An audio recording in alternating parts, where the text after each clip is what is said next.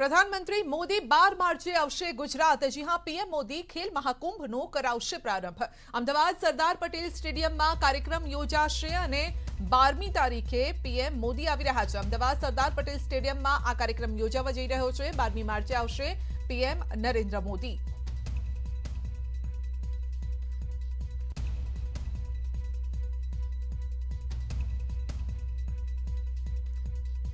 Ahmedabad Sardar Patel stadium में योजावा जई रह्यो छे कार्यक्रम खेल महाकुंभ नो प्रारंभ करावशे पीएम नरेन्द्र मोदी। 12मी तारीखे तेओ आवी रह्या छे। तो 12मी तारीखे गुजरात प्रवास करी रह्या छे। अमदावाद में तेओ हाजर रहेशे। सरदार पटेल स्टेडियम में खेल महाकुंभ नो प्रारंभ करावशे पीएम नरेन्द्र मोदी। आ तरफ वाइब्रન્ટ समिट ने लईने सौथी मोटा समाचार छे। गुजरात वाइब्रન્ટ समिट रद्द कराई छे। जान्युआरी में कोरोना कारणे मोकूफ रखाई हती, परंतु हवे समाचार आवी रह्या छे के रद्द करवामां आवी छे। एटले के आ वर्षे नहीं योजाय वाइब्रન્ટ समिट। जान्युआरी में ज्यारे योजावानी हती तमाम तैयारीओ करी लेवामां आवी हती। महेमानोने आमंत्रण पण आपी देवामां आव्युं हतुं, परंतु कोरोनानी त्रीजी लहर आवी जता मोकूफ करवी पड़ी हती, परंतु हवे रद्द करवामां आवी छे। वाइब्रન્ટ समिट आ वर्षे पण नहीं योजाय।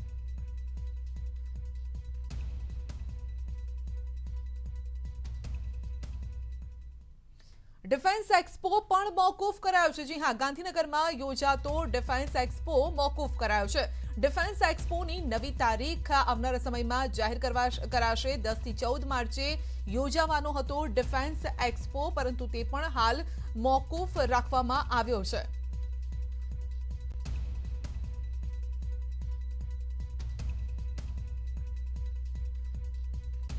तो डिफेन्स एक्सपो पण मोकूफ राखवामां आव्यो छे। आ तरफ वाइब्रન્ટ समिट रद्द करवामां आवी छे। आंतरराष्ट्रीय जे परिस्थिति सर्जाय छे तेना कारणे वाइब्रન્ટ समिट रद्द करवामां आवी छे, कारण के विदेशथी जे महेमानो आववाना होय जे तेओ आवी शके ते प्रकारनी परिस्थिति नथी, जेना कारणे रद्द करवामां आवी छे। तो वाइब्रન્ટ समिट ने लईने मोटा समाचार छे। गुजरात वाइब्रન્ટ समिट रद्द कराई छे। जान्युआरीमां पण योजावानी हती, परंतु कोरोनाना कारणे रद्द करवामां मोकूफ करवामां आवी हती। आ तरफ डिफेन्स एक्सपो मोकूफ करायो छे। डिफेन्स एक्सपोनी नवी तारीख आवनारा समयमां जाहिर करवामां आवशे। 10 થી 14 मार्चे योजावानो हतो एक्सपो। अने बीजी तरफ जोईए तो प्रधानमंत्री मोदी आवी रह्या छे। 12मी मार्चे आवशे गुजरात। पीएम मोदी खेल महाकुंभनो प्रारंभ करावशे। तो अमदावादना सरदार पटेल स्टेडियम में योजाशे आ कार्यक्रम। पीएम मोदी आवी रह्या छे 12मी तारीखे।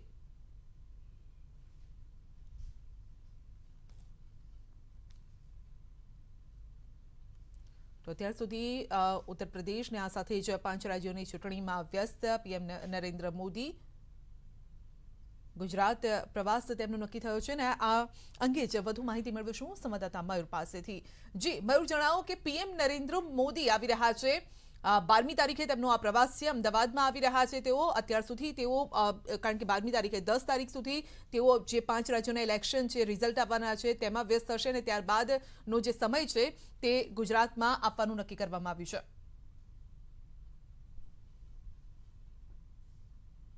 जी बिल्कुल संध्या, तमने जणावी दऊं के 10 तारीखे 5 राज्योनी चूंटणीना जे परिणामों छे ते आवी जशे। अने त्यारबाद जो बात करीए तो हवे गुजरातनी जे चूंटणी छे ते नजीक आवी रहेली छे। अने 10 तारीखना परिणामों बाद 11मी तारीखे सांजे प्रधानमंत्री नरेन्द्र मोदी जे छे ते गुजरात आवी रहेला छे। 12मी तारीखे अमदावाद खाते खेल महाकुंभ नो जे प्रारंभ छे ते करावाना छे। सरदार पटेल स्टेडियम खाते आ जे कार्यक्रम छे ते योजावानो छे। ते उपरांत जे छे ते जीएमडीसी खाते सरपंच सम्मेलन जे छे ते पण योजावानुं छे ने तेनी अंदर पण प्रधानमंत्री नरेन्द्र मोदी उपस्थित रहेवाना छे। एटले के जेव्या 5 राज्योनी चूंटणीना परिणामों आवी जशे त्यारबाद तुरंत ज प्रधानमंत्री नरेन्द्र मोदी जे गुजरातनो जे प्रवास छे तेनो प्रारंभ करी देवाना छे। आ पहला पण प्रदेश भाजपनी एक महत्वनी बैठक मळेली हती, तेनी अंदर पण आ चर्चा करवामां आवेली ચાલી હતી ને તેની અંદર દર મહિને પ્રધાનમંત્રી જે છે ચૂંટણી આવશે ત્યાં સુધી દર મહિને ગુજરાત પ્રવાસે આવશે તે પ્રકારની માહિતી સૂત્રો દ્વારા પ્રાપ્ત થઈ હતી. 12 જેટલા જે પ્રવાસો છે તે પ્રધાનમંત્રી નરેન્દ્ર મોદી ડિસેમ્બર માસ સુધીમાં જે ચૂંટણી યોજાવાની છે તેને ત્યાં દરમિયાન કરવાના છે અને તેના જ ભાગરૂપે આજે માર્ચ મહિનાની અંદર પહેલો પ્રવાસ જે તેમનો છે તે 11 માર્ચે તેઓ ગાંધીનગર ખાતે આવી જશે અને 12મી માર્ચે અમદાવાદ ખાતે જુદા જુદા જે 2 કાર્યક્રમો છે તે 2 કાર્યક્રમોની અંદર હાજરી આપશે. જે રીતે આ જે 5 રાજ્યોના પરિણામો આવશે ત્યારબાદ જો ભારતીય જનતા પાર્ટી તરફી જે પરિણામો હશે એટલે કે ગુજરાતની અંદર પણ જે જીતનું વાતાવરણ છે તે બનાવવામાં આવશે અને જે રીતે ભાજપ પ્રદેશ અધ્યક્ષ CR પાટીલે લક્ષ્યાંક રાખેલો છે 182 એમાંથી 182 બેઠક જીતવાનું, તો તે લક્ષ્યાંક જે પૂરો કરવાનો છે અને તેની અંદર પ્રધાનમંત્રી નરેન્દ્ર મોદી હવે પ્રવાસ ચાલુ કરી રહેલા છે તો ચોક્કસ તેની આવનારા દિવસોની અંદર જે અસર છે તે પણ જોવા મળશે. બિલકુલ, તો ચૂંટણીનું એક વાતાવરણ પણ શરૂ થઈ જશે PM મોદીના આ પ્રવાસથી. બીજી તરફ જો મયુર વાત કરીએ તો વાઇબ્રન્ટ સમિટ જે યોજાવાની હતી તે રદ કરવામાં આવી છે. આ પહેલા જાન્યુઆરીમાં યોજાવાની હતી, તેને મોકૂફ રાખવામાં આવી હતી કોરોનાના કારણે, પરંતુ આ વખતે એવું કયું કારણ છે? કારણ કે ફક્ત વાઇબ્રન્ટ સમિટ રદ નથી કરવામાં આવી પરંતુ ડિફેન્સ એક્સપો પણ મોકૂફ રાખવામાં આવ્યો છે. તો આ બંને કારણો શું છે આની પાછળના? બિલકુલ સંધ્યા, તમને જણાવી દઉં કે જે ડિફેન્સ એક્સપો જે થવાનો હતો તેની અંદર આંતરરાષ્ટ્રીય જે ડિફેન્સ સેક્ટરની અંદર કામ કરતી જે કંપનીઓ હતી તેની અંદર સામેલ થવાની હતી. તેની અંદર રશિયાની પણ કેટલીક કંપનીઓ હતી તે સામેલ થવાની હતી, અમેરિકન કંપનીઓ હતી, તેને પણ જે ગુજરાત સરકાર અને ભારત સરકારે વેલકમ કરેલું હતું. એટલે પરંતુ જે રીતે હવે યુક્રેન સાથે રશિયાનું યુદ્ધ એ થયેલું છે અને તે પરિસ્થિતિ એને જોતા આ જે છે તે આ જે આયોજન છે તે મોકૂફ રાખવામાં આવેલું છે. જે 11 માર્ચના રોજ ડિફેન્સ એક્સપો નો પ્રારંભ થવાનો હતો તેને મોકૂફ કરી દેવામાં આવેલો છે. તો તે જ રીતે જો વાઇબ્રન્ટ ગુજરાત સમિટ કોરોનાના કારણે મોકૂફ રાખવામાં આવેલું હતું ને ત્યારબાદ રાજ્ય સરકાર વિચારી રહેલી હતી કે ગુજરાતના સ્થાપના દિવસે એટલે કે 1 મેના રોજ જે છે તે વાઇબ્રન્ટ ગુજરાત સમિટ યોજવામાં આવે, પરંતુ જે રીતે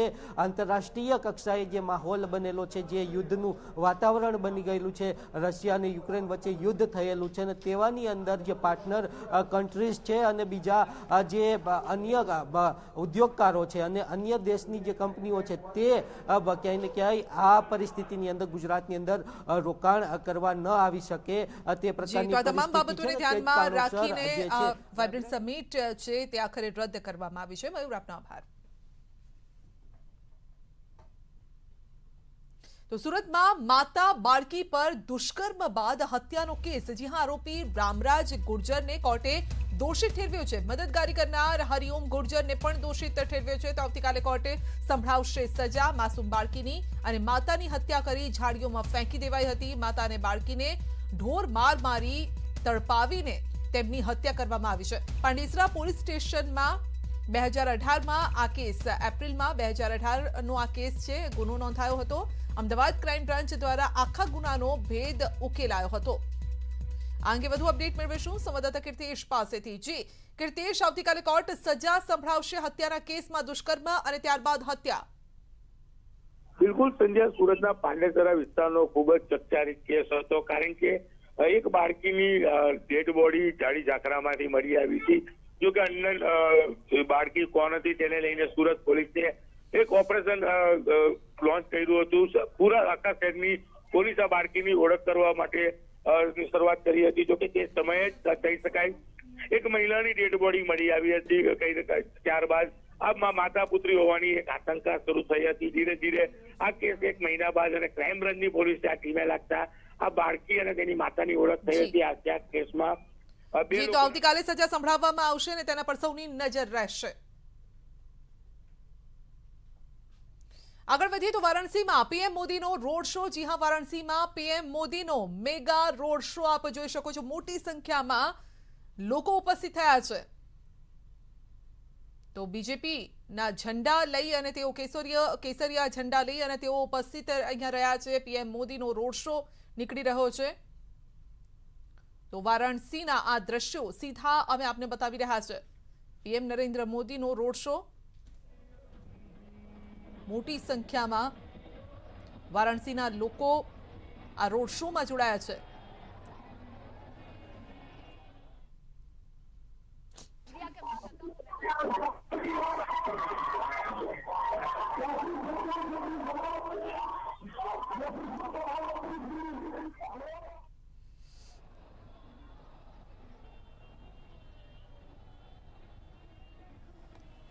તો વારાણસીમાં પીએમ નરેન્દ્ર મોદીનો આ રોડ શો આપ જોઈ રહ્યા છો। 5 રાજ્યોમાં ઇલેક્શન અને તેમાંનું એક રાજ્ય જે સૌથી મોટું રાજ્ય છે उत्तर प्रदेश।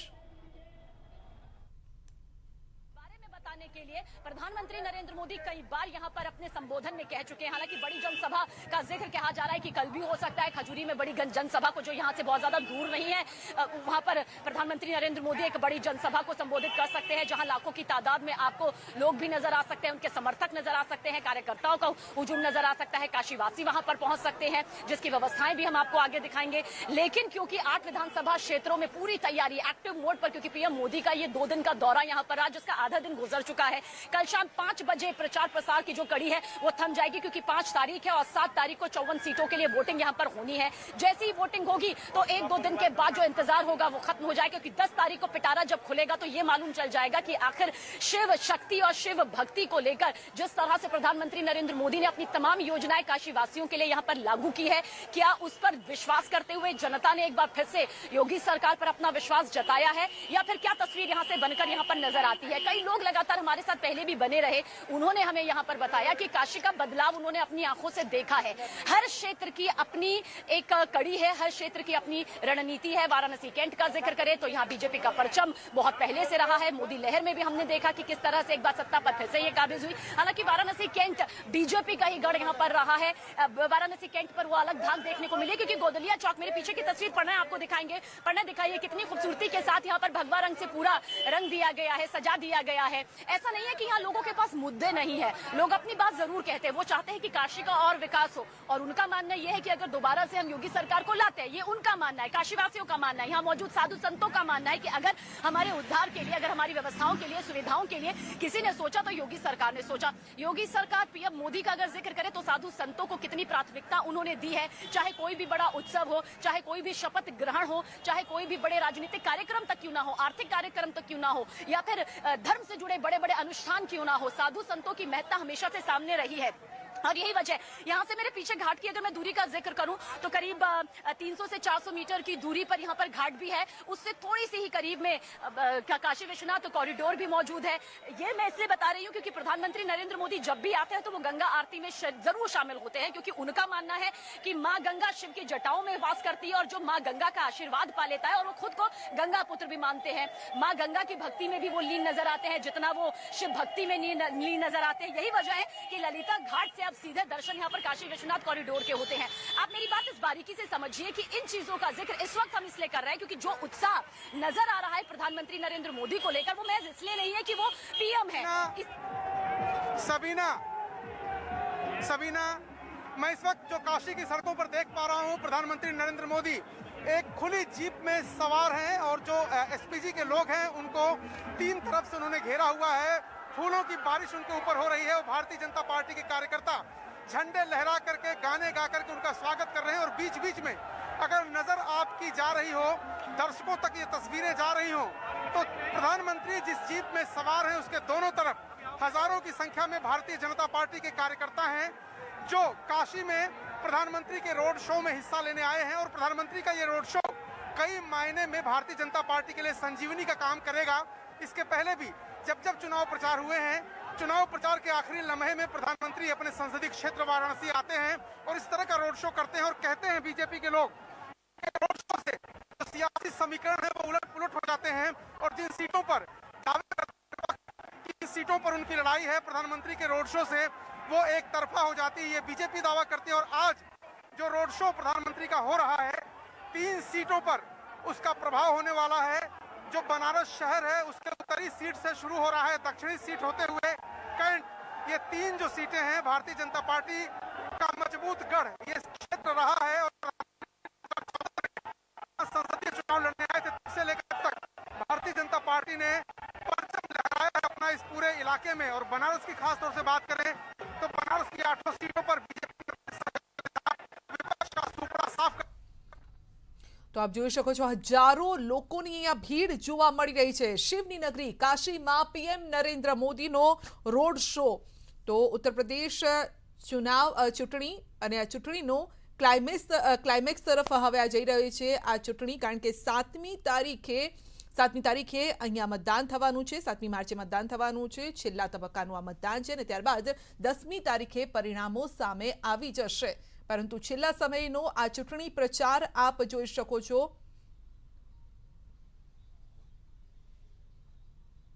બુલેટિનમાં આગળ વધીશું નાનકડા બ્રેક બાદ આપનું સ્વાગત છે। પૂંજા વંશના નિવેદન પર ગૃહ રાજ્યમંત્રી હર્ષ સંઘવીની પ્રતિક્રિયા। ડ્રગ્સ જેવા મુદ્દા પર રાજનીતિ ન કરવી જોઈએ, આરોપ લગાવવાનું કામ વિપક્ષનું હોઈ શકે છે। ડ્રગ્સની ચર્ચા દરમિયાન કોંગ્રેસમાં ડર જોવા મળ્યો છે। સમાજમાં દૂષણ દૂર કરવાની ચર્ચા પહેલા જ કોંગ્રેસમાં ડર દેખાયો છે। અત્યાર સુધીમાં 1459 કરોડનો માલ ઝડપાયો છે। એક વર્ષમાં 258 કેસ થયા છે, 397 આરોપીઓને પકડી લેવાયા છે અને નવી સરકારની રચના બાદ કરોડો રૂપિયાનું ડ્રગ્સ પકડાયું છે। ગુજરાત પોલીસ ડ્રગ્સ માફિયાઓને છોડશે નહીં। ગુજરાત પોલીસે ડ્રગ્સ અંગે પ્રશંસનીય કામગીરી કરી છે। ડ્રગ્સ માફિયા જે શબ્દ વાપરે છે તે ગૃહમાં વપરાયો છે। કોંગ્રેસ પોલીસનું મોરલ તોડવાનું કામ કરી રહી છે અને રાજ્યના હિતમાં આપણે સૌ એક સાથે મળીને કામ કરીએ। આપણે ટીમ ગુજરાત બનીને કામ કરવું જોઈએ, સાથે મળીને સામાજિક દૂષણ દૂર કરવા માટે કાર્ય કરવું જોઈએ।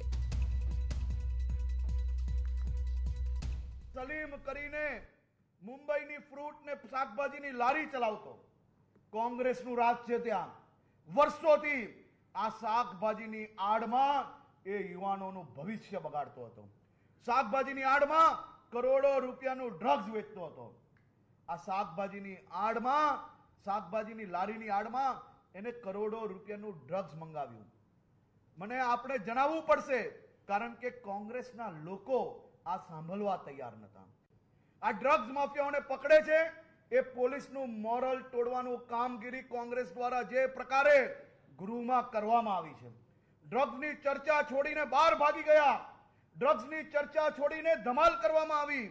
આ રાજ્યના નાગરિકો પ્રતિ તે લોકો મજાક ઉડાવી રહ્યા છે કે એક યુવાન મંત્રી તરીકે મારી ઉંમર ઓછી હોય અને જો હું મહેનત કરીને મારા રાજ્યના નાગરિકોને આ ડ્રગ્સથી છુટકારો અપાવવા માટે મહેનત કરતો હોઉં તો શું દરરોજ એ લોકોના સહયોગમાં મારા માટે ગેરશબ્દ બોલવા યોગ્ય છે? સ્ત્રી દ્વારા જે શબ્દો ડ્રગ્સના માફિયાઓ મારા માટે વાપરે છે એ જ શબ્દ આજે એક મંત્રી દ્વારા વિધાનસભાના ગૃહમાં વાપરવામાં આવ્યો।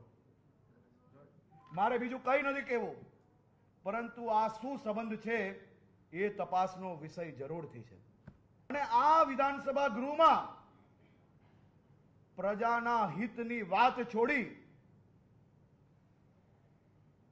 ટપોરી જેવા શબ્દ ઉપયોગ કરીને પોતાના વિધાનસભા ક્ષેત્રમાં કેવા ટપોરીગીરીના કામગીરી કરે એ તમામ લોકો જાણે છે।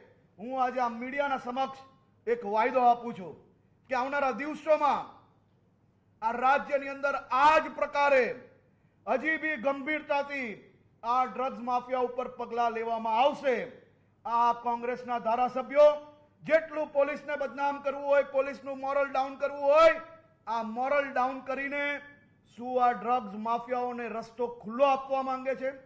અને જો રસ્તો ખુલ્લો નથી આપવા માંગતા તો એ ચર્ચામાંથી કેમ ધમાલ ઊભી કરી? 7 મહત્વની મિનિટ બાકી હતી। વિધાનસભામાં બિનસંસદીય શબ્દોના વપરાશ બદલ કોંગ્રેસના ધારાસભ્ય પૂંજાભાઈ વંશને 7 દિવસ માટે સસ્પેન્ડ કરાયા છે। આ મુદ્દે ખુદ ધારાસભ્ય પૂંજાભાઈ વંશની પ્રતિક્રિયા છે કે તેમણે તમામ આરોપોને ફગાવી દીધા છે। કહ્યું છે કે સબળ વિપક્ષ તરીકે અમારા કર્તવ્યોનું અમે વહન કરતા હતા અને તેમણે ઉમેર્યું છે કે બિનસંસદીય શબ્દો બદલ માફી પણ માંગી છે, દિલગીરી પણ વ્યક્ત કરી છે અને છતાં પણ દંડકના પ્રસ્તાવ બદલ બાદ બહુમતીથી તેમને સસ્પેન્ડ કરવા બિલકુલ યોગ્ય નથી। રાજ્યના ગૃહમંત્રી દ્વારા જે આક્ષેપ કરવામાં આવ્યો છે એ આક્ષેપને નકારી કાઢું છું। રાજ્યના ગૃહમંત્રીની સાથે ભાજપની સરકારને એ શબ્દ પ્રયોગ ઉપર જે કાંઈ વાંધો રજૂ કર્યો છે કે ભાઈ આ યોગ્ય નથી, મેં એનો સ્વીકાર કરીને અધ્યક્ષશ્રીના કહેવાથી મેં એ શબ્દોને પાછા ખેંચી લીધા છે. પાછા ખેંચ્યા પછી પણ સરકાર પક્ષે અને એમના મંત્રીશ્રીઓ પક્ષે નહીં કે દિલગરી વ્યક્ત કરવામાં આવે તો મેં ફરી વખત પુનઃ ઊભા થઈ ને મેં જે શબ્દો વાપર્યા છે એ બદલ મેં દિલગરી વ્યક્ત કરી. 1 વાગ્યા સુધી પ્રશ્નોત્તરી ચાલી, પ્રશ્નોત્તરીનો સમય પૂર્ણ થઈ ગયો. સચિવશ્રી દ્વારા 116ની નોટિસનો કહેવામાં આવ્યું, એમણે મોં કરી, હું મોં કરવા માટે ઊભો થયો અને ત્યાર પછી સત્તા પક્ષના દંડકશ્રીએ જે રીતે ઊભા થઈ અને એમને દરખાસ્ત મૂકી, મને લાગે છે કે એ ઉચિત નહોતું. છોટાઉદેપુર નગરપાલિકાની સામાન્ય સભામાં હોબાળો થયો. બજેટ અને નાની તલાવડીના બ્યુટિફિકેશન મુદ્દે હોબાળો થયો. સભ્ય પ્રશાંત પટેલે વિરોધ નોંધાવતા સભામાં હોબાળો થયો. વિરોધ વચ્ચે બજેટ મંજૂર તલાવડીનું કામ શરૂ કરવા બહાલી અપાઈ છે. 3.27 કરોડના ખર્ચે મંજૂર નાની તલાવડીનું કામ 2 વર્ષથી અટવાયેલું પડ્યું છે.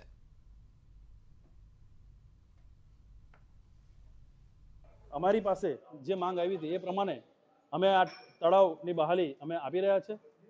સાથે જે શિવ કન્સ્ટ્રક્શન એજન્સીએ વધારે ભાવ માંગ્યો છે એ બાબતે શિવ કન્સ્ટ્રક્શન કંપની એ નિયામકમાં કે જ્યાં પણ રજૂઆત કરીને જે આ 30% ભાવ માંગતો જે બહાલી ઉપરથી આપશે તો અમે RCMમાંથી આવશે તો અમે તો યસ કહી દીધું છે. હવે 30% અભાવ આપવાનો ઉપરનો વિષય છે.